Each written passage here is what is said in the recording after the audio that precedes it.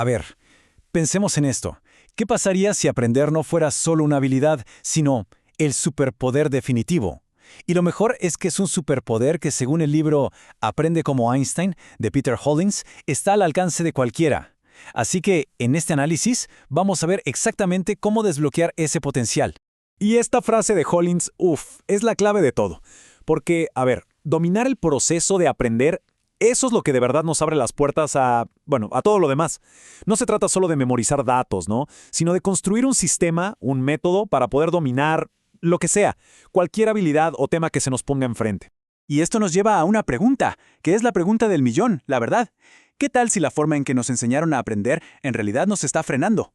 Bueno, justamente de eso se trata. Vamos a dejar atrás esos viejos hábitos y a meternos de lleno con los métodos que la ciencia ya comprobó que sí funcionan. Bueno, pero antes de construir algo nuevo, primero hay que limpiar el terreno, ¿verdad? Así que vamos a empezar por derribar algunos de los mitos más comunes y más dañinos sobre el aprendizaje. A ver, empecemos con el mito número 1, el más grande de todos, esa idea de que algunas personas simplemente nacen más inteligentes. Punto. Y ojo, porque esta creencia es una de las barreras más grandes que nos ponemos nosotros mismos. Nos convence de que, ¿para qué esforzarse, no? Pero la realidad es otra cosa totalmente distinta. Miren, quitando los genios de verdad, esos casos súper excepcionales, la capacidad de aprender no es algo con lo que se nace. Es una habilidad que se entrena. Se desarrolla con trabajo, con atención y, lo más importante, usando las estrategias correctas. Al final, el éxito no depende de dónde se empieza, sino de cómo se avanza. Ahora vamos con el segundo gran mito, o más bien, el segundo gran obstáculo. El fracaso es malo. Ese miedo terrible a equivocarnos. Desde chiquitos nos meten en la cabeza que hay que evitar el fracaso a toda costa. Pero ¿saben qué? Resulta que la ciencia ha descubierto que es una de las herramientas de aprendizaje más potentes que existen. De hecho, hay un concepto para esto: fracaso productivo. Básicamente, lo que demuestra es que ese esfuerzo, esa lucha mental por resolver un problema, incluso si te equivocas, eso es lo que crea las conexiones neuronales más fuertes. Piénsenlo, la respuesta fácil se olvida al toque, pero la respuesta por la que de verdad luchaste, esa se queda grabada. Ok, perfecto. Ya quitamos los mitos del camino. Ahora es momento de construir sobre cimientos sólidos. Y la base para un aprendizaje que de verdad funcione es la mentalidad. Es todo sobre la actitud con la que enfrentamos los desafíos. Aquí entra la famosa investigadora Carol Dweck, que habla de dos mentalidades, la fija y la de crecimiento. Quienes tienen una mentalidad de crecimiento ven los desafíos como oportunidades. Entienden que el esfuerzo es el camino para ser mejores. Y esa es la mentalidad que de verdad desbloquea todo el potencial de aprendizaje. Ahora, hablemos un poco de eficiencia. Porque, ¿qué tan efectivos son los métodos que usamos siempre? Pensemos en una clase típica, de esas donde solo escuchamos. ¿Saben cuánto retenemos en promedio de esa información? Apenas un 5%. ¡Un 5%! Bueno, ¿y si leemos, mejora la cosa? Mejora un poquito, pero solo llegamos al 10%. Esto nos dice algo súper importante. Consumir información de forma pasiva, o sea, solo escuchar o leer, es súper ineficiente. Pero ojo, miren lo que pasa cuando dejamos de ser pasivos y nos volvemos activos.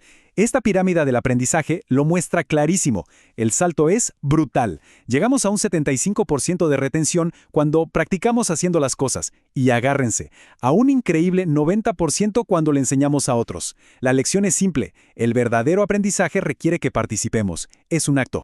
Ok, entonces, la pregunta es, ¿cómo hacemos esto? ¿Cómo pasamos de la teoría a la práctica? ¿Cómo nos convertimos en aprendices activos de verdad?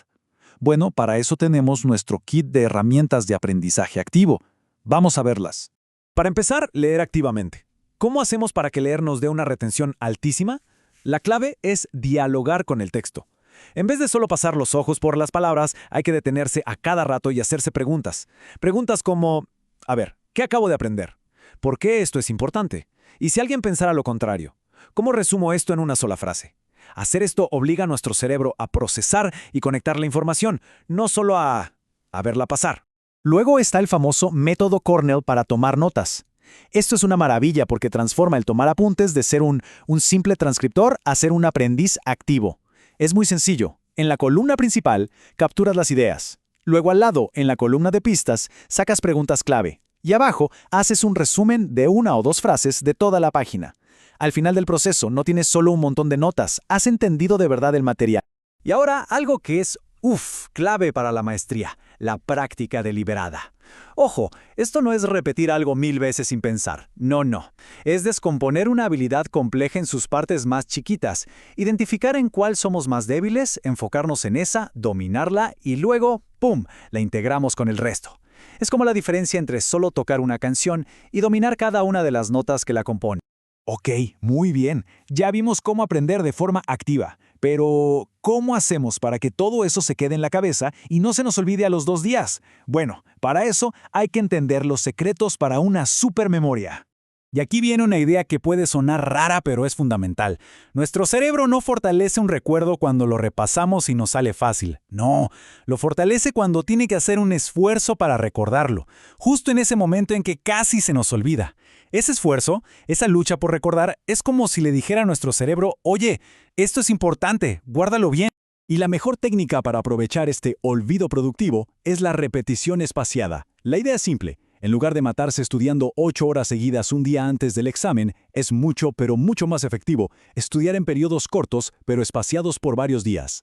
Este método le da tiempo al cerebro para que vaya consolidando la información, para que las conexiones neuronales se hagan fuertes, y así el recuerdo se vuelve mucho más duradero. Bueno, a ver, ya cubrimos los mitos, la mentalidad correcta, las herramientas, hasta técnicas de memoria. Pero queda un último obstáculo, el más grande de todos. Uno que viene de adentro y que puede tirar abajo todo lo demás. Es como el jefe final del juego del aprendizaje. Podemos tener todas las técnicas más poderosas del mundo, pero son inútiles contra una sola cosa. Si no vencemos a este jefe final, nada va a funcionar. Y esa cosa es nuestro propio orgullo. Sí, así como suena. Ese miedo a vernos como principiantes, a hacer la pregunta tonta, a equivocarnos delante de los demás. Esa es la barrera más grande que existe, porque nos paraliza.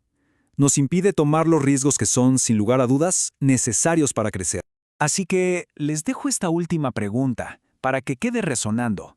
Porque el aprendizaje de verdad requiere que seamos vulnerables. Requiere la humildad para admitir, no sé esto, y la valentía para intentarlo de todas formas. La pregunta que queda entonces es, ¿qué podríamos aprender si no tuviéramos miedo de parecer principiantes? ¿Qué estamos esperando?